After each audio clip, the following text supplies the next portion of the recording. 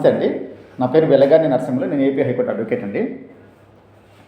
నేను ఈరోజు మీకు వీడియో ద్వారా చిన్న విషయం తెలియజేసే విషయం ఏంటంటే, మీకు ఈ లీగల్ అవేర్నెస్ కోసం అని చెప్పి ఈ వీడియో ద్వారా మీకు తెలియజేస్తున్నాను. కొందరు వ్యక్తులు కోర్టును మిస్లీడ్ చేస్తూ ఎటువంటి ఆర్డర్లు తీసుకుంటుంటారు.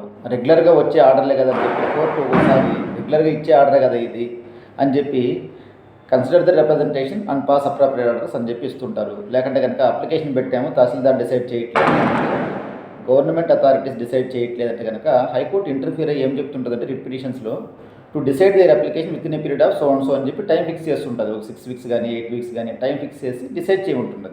కానీ హైకోర్టు ఇచ్చే ఆర్డర్లలో 80% ఆఫ్ ద ఇటువంటి అప్లికేషన్ కండక్ట్ చేయమని ఆర్డర్లలో consider and pass appropriate orders అంటారే కానీ high court never says to give in this way only, ఇలాగైనే ఆర్డర్ ఇవ్వండి వాళ్ళకి, ఇలాగైనే పని చేయండి అని చెప్పరు, అన్లెస్ మెరిట్స్లో కేసు డిసైడ్ అయింది తప్ప.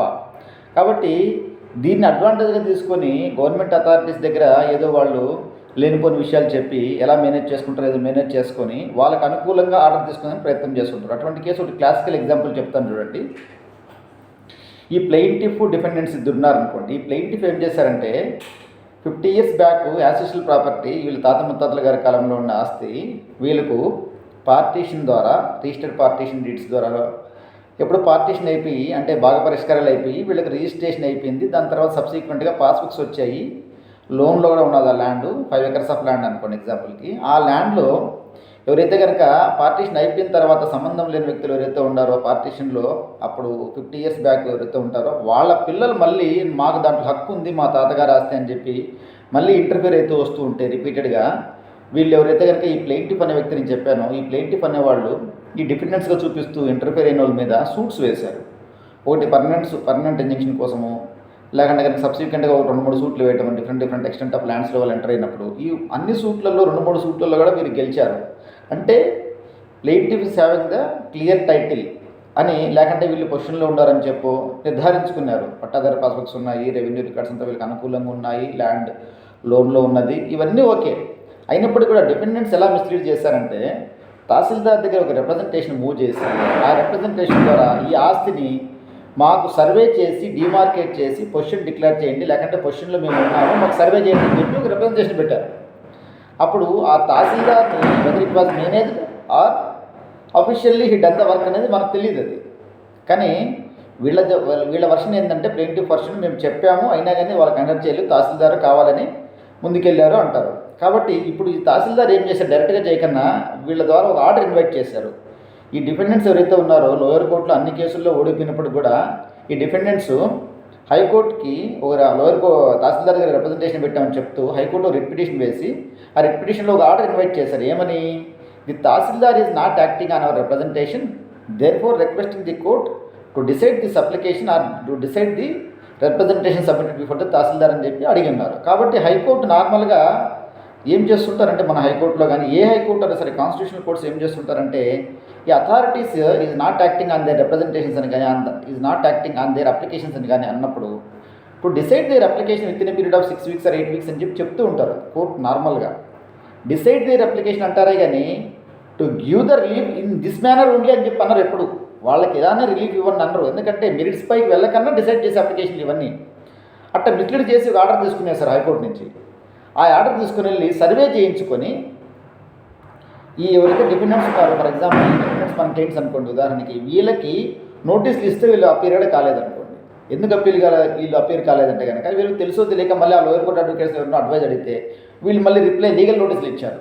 యాక్చువల్గా అది హైకోర్టుని మిస్లీడ్ చేసి తీసుకున్న ఆర్డర్ అని చెప్పి దానిపైన ఇమీడియట్గా అప్పీల్ వేయాలి, లేకుంటే కనుక ఆ ఆర్డర్లో మాకు ఆపర్చునిటీ ఇవ్వలేదు, సింగిల్ జడ్జి దగ్గర ఆర్డర్ డిసైడ్ అయినప్పుడు అని చెప్పి దానిపైన రిట్ అప్పీల్ వేయాలి. ఇవన్నీ చేయాలి. ఇవన్నీ చేయకన్నా వీళ్ళు రిపీటెడ్గా లీగల్ నోటీసులు అంటే రిప్రజెంటేషన్స్ అంటే ఏదో చేశారు, డిలే అయిపోయింది. ఒక 3 months తర్వాత ఫర్ ఎగ్జాంపుల్ మనం అప్రోచ్ చేయాలనుకోండి. ఇక్కడ వచ్చిన ఇష్యూ ఏంటంటే మీరు తెలుసుకోవాల్సిన విషయం ఏంటంటే కనుక డిపెండెంట్గా ఉన్న వ్యక్తికి అన్ని కోర్టులలో అనుకూలంగా ఆర్డర్లు ఉన్నప్పుడు 80% ఆఫ్ ద కేసులలో హైకోర్టు నెవర్ ఇంటర్ఫియర్. కానీ కోర్టుని మిస్లీడ్ చేశారు అనేది ఎవరు చెప్తారు, unless you enter into appearance in the high court. కాబట్టి మీరు అప్పీల్ చేసి చెప్పుకోవాలి కోర్టుకి, నాకు ఆపర్చునిటీ రాలేదు సింగిల్ జడ్జి దగ్గర, లేకుంటే కనుక సింగిల్ జడ్జి దగ్గర నాకు పార్టీగా మేడ్ చేసినా కానీ మమ్మల్ని రెస్పాండెంట్స్గా చూపించినా కానీ రిట్ పిటిషన్లో మాకు నోటీసులు ముట్టలేదు, ఆ కేసు డిసైడ్ కావడం వల్ల వాళ్ళు సర్వే చేసేదానికి ముందుకు వస్తున్నారని చెప్పి ఆ నోటీస్ సర్వే నోటీస్ తీసుకొని వచ్చి హైకోర్టులో ఛాలెంజ్ చేసుకోవచ్చు చూపించి. ఎందుకంటే survey issue cannot be arise because of వాళ్ళకి టైటిలే లేదు, they can't seek for survey of my land. ఎందుకంటే కనుక టైటిల్ నాకు అనుకూలంగా ఉంది, పట్టదార పాస్బుక్స్ నాకు అనుకూలంగా ఉన్నాయి, సివిల్ కోర్టులో ఆర్డర్లు నాకు అనుకూలంగా ఉన్నాయి, సివిల్ కోర్టుల ఆర్డర్లలో నాకు ఫైండింగ్స్ నాకు అనుకూలంగా ఉన్నదనే విషయాన్ని హూ హ్యాస్ టు సే, ఎవరు చెప్పాలి కోర్టుకి? మీరు చెప్పుకోవాలి. ఎందుకంటే మీకు అనుకూలంగా వచ్చినప్పుడు మీరు సైలెంట్గా ఎప్పుడైతే ఉంటారో court never go to all the issues. వాళ్ళు చెప్పింది వింటారు. ఎందుకంటే కోర్టుకి మీ యొక్క కేసే కాదు కదా, కోర్టుని ఎప్పుడు మనం బ్లేమ్ చేయలేము. మన కేసు ఒక్కటే కాదు, సివిల్ డిస్ప్యూట్స్లో మన కేసు ఒక్కటే కాదు, మనలాంటి కేసులు కొన్ని వేల కేసులు ఉంటాయి బెంచ్ మీద. కాబట్టి అప్పుడు వాళ్ళు ఛాలెంజ్ చేసుకోకపోవడం వల్ల సర్వే కండక్ట్ చేసేదానికి ముందుకు వచ్చాడు. ఇప్పుడు ఆ టైంలో ఫర్ ఎగ్జాంపుల్ మనం అప్రోచ్ చేయాలనుకోండి, మనం అనేది ఏంటంటే రిట్ అప్పీల్లో కానీ ఏమంటారంటే the tahsildar is intended to rewrite the judgement of civil court. అంటే సివిల్ కోర్టులో వచ్చిన జడ్జ్మెంట్స్ ఆపరేషన్లో ఉన్నప్పుడు ఈ తహసీల్దార్ మళ్ళీ సర్వే కండక్ట్ చేయడం అనేది ఏమవుతుందంటే, ఒక విధంగా చెప్పాలంటే ఆ ఫైండింగ్స్ని అన్నింటినీ రీరైట్ చేసినట్టు అయిపోతుంది. మళ్ళీ ఒక ఆర్డర్ రాస్తే కనుక అంత ఎక్స్టెంట్ వరకు తహసీల్దార్ పోయేదానికి లేదు.